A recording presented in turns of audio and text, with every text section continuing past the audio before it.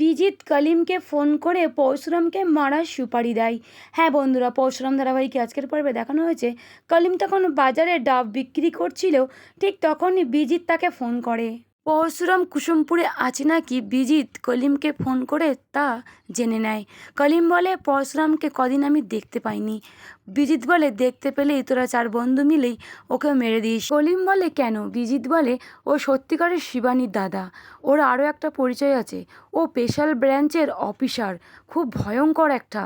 ওর ভয়ে আন্ডারওয়ার্ল্ড কাঁপে, থরথর করে কাঁপে। ওই লোকটা আমাকে অনেক দিন ধরে লেজে গোবরে খেলিয়েছে। ওকে মেরে দিস, ওকে খালাস করে দিস একদম। ওই লোকটার জন্য আমার অনেক সমস্যা হচ্ছে, আমাকে আয়ুষী সন্দেহ করছে। কলিম বলে, আয়ুষীকে? বিজিত বলে, এই বেশি কথা বলবি না। কলিম বলে, তুই কি আরেকজনকে ফাঁসিয়েছিস? তাহলে শ্বশুরটা বেশ জব্বর মনে হচ্ছে না? কলিম বলে, দেখ বেশি পেঁয়াজি করবি না। কলিম কিন্তু ভীষণই রেগে যায় বিজিতের ওপরে। ঠিক তখনই ফোনটা কেটে দেয়। ওখানে আসে আয়ুষী। পেছন ঘুরে তাকাতে বিজিত দেখে আয়ুষী। আয়ুষী বলে, বিজিত একটা সত্যি কথা বলো তো, কালকে তোমার চুলের স্টাইলটা এরকম ছিল কেন? না মানে, তুমি তো কোনোদিন পেতে চুল আঁচড়াও না। তুমি কালকে বলেছিলে সেলুনে যাবে, পেতে চুল আঁচড়ানোর জন্য আবার সেলুনে যেতে হয় নাকি? আয়ুষী বারবার টানা হেজরা করে বিজিতকে আর জিজ্ঞাসা করে, তুমি কে? কে তুমি, বলো আমাকে। আয়ুষী ভীষণই রেগে যায় বিজিতের ওপর। কেউ বলছে তুমি বিজনলাল, কেউ বলছে তুমি বিজিত লাহিড়ী। তুমি কে? তুমি কি আসলে একটা খুনি? ঠিক তখনই বিজিত ভীষণই রেগে যায়, চিৎকার করে ওঠে আয়ুষীর ওপর। Please stop it. কেন বুঝতে পারছো না? কেন বুঝতে পারছো না তোমরা সবাই? আমাকে ফাঁসানো হচ্ছে। আয়ুষী শোনো, তুমি কেন বুঝতে পারছো না? সত্যি সত্যি আমি তোমাকে ভীষণ ভালোবাসি। আয়ুষী বলে, তাহলে বিয়ের কার্ডটা কোথা থেকে এলো? শিবপ্রসাদ গাঙ্গুলি কেন দাবি করছে তার বোনের সঙ্গে তোমার বিয়ে হয়েছিল? ওই শিবানী গাঙ্গুলি বা কে? তখনই ওখানে আসে নন্দিনী জোর গলায় বলে, ওসব ফেক। তুই কেন বুঝতে পারছিস না? টোটিনির জেল যাওয়াটা শিবপ্রসাদ একদমই মেনে নিতে পারছে না, কিছুতেই মেনে নিতে পারছে না।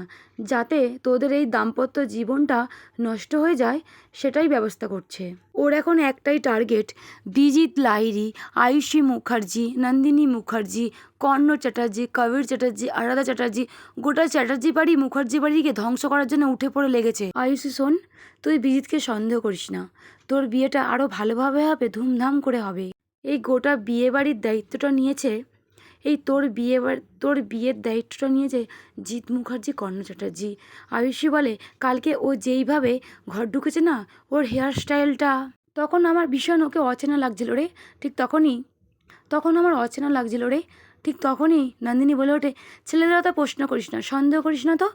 এদিকে বড় বড় চোখ করে বিজিত আয়ুষের দিকে তাকিয়ে থাকে, কিন্তু আয়ুষ যে ধরে ফেলেছে বিজিতের চাল। ঠিক তখনই নন্দিনী কর্ণ চ্যাটার্জিকে ফোন দেয় আর বলে, শিবপ্রসাদ মাত্রা ছাড়িয়ে যাচ্ছে, ও তো প্রায় বিয়েটা তো ভেঙেই দিচ্ছে, একদম উঠে পড়ে লেগেছে, শুধু আমাদেরকে টার্গেট। কর্ণ চ্যাটার্জি বলে, আরে এত টেনশন করছো কেন? এত চিন্তার কারণ নেই, আমি দেখছি, আমি ওর সঙ্গে কথা বলছি। তুমি শুধু আয়ুষীকে নিশ্চিন্তে থাকতে বলো, তারপরে আমি দেখছি, আমি আছি তো। এদিকে ডাব কাটার কাটারি নিয়ে পরশুরামকে মারতে আসে কুসুমপুর গ্রামে সেই ছোট্ট ঘরটার মধ্যে। পরশুরামও জেনে যায় পরশুরাম যে আসল খেলাড়ি সেটা আদৌ জানে না বিজনলাল। পরশুরাম কলিমের বুকে পা দিয়ে সেই কাটারি গলায় চেপে ধরে আর বিজিতকে ফোন দিয়ে বলে, দেখ তুই আমাকে মারতে পাঠিয়েছিলিস না, আজ আমি ওর বুকেই কোপ লাগাবো। এদিকে কর্ণ চ্যাটার্জি বিজিতকে জিজ্ঞাসা করে, আসল কথাটা খুলে বলো, সত্য ঘটনাটা খুলে বলো আমাদেরকে, না হলে তোমার হেল্প করবো আমরা কি করে। পরশুরামের হাত থেকে বিজিতকে কেউ বাঁচাতে পারবে না। তবে বন্ধুরা, বিজিতের কি ফাঁসি হবে নাকি শাস্তি পাবে কঠোরত? যদি এমনটাই আপনাদের কেমন লাগবে অতি অবশ্যই কমেন্ট করে জানাবেন। সকলকে ধন্যবাদ।